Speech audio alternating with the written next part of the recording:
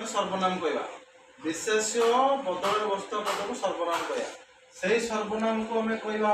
reflexive सर्वनाम है अर्थ निजको निजे बुझाउथबो निजको निजे बुझाउथबा विशेष सर्वनाम को आम कहवा रिफ्लेक्सिव प्रोनाउन आई रो रिफ्लेक्सिव प्रोनाउन होबो माई सेल्फ वी रो reflexive pronoun ourselves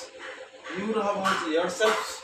you रो होबो हिमसेल्फ सी रो होबो हरसेल्फ देयर देमसेल्फ्स इट होबो इटसेल्फ से रिफ्लेक्सिव प्रोनाउन मध्ये एम्फैटिक प्रोनाउन का एम्फैटिक प्रोनाउन कुआ जाए एका जिंस तार पोजीशन अनुसार जदि वाक्यर शेष को बसिला वी प्लेड क्रिकेट जदि वाक्यर शेष को बसिला वाक्यर शेष बसिला ताको रिफ्लेक्सिव प्रोनाउन कहबो जदि वाक्यर होची नाउन पर बसिला ताको होची एम्फैटिक प्रोनाउन मन करा जो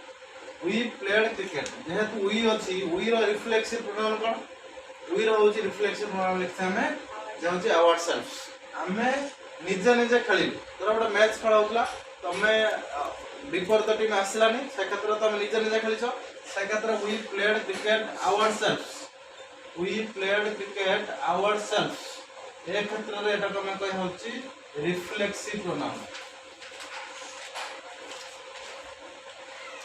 रिफ्लेक्सिव प्रोनाउन एठी मध्ये सही आवर सेल्फ हबो कि एठी कोन कहबो ना होची emphatic pronoun we ourselves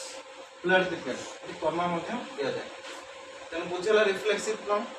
J reflexive pronoun होची वाक्यर शेष रे बसे सेटा को कहबो मध्य होची सेही ourselves बसिलाटा को कहबो जे एम्फैटिक प्रोनाउन टा कहबो एम्फैटिक प्रोनाउन गुरुत्व दिया होची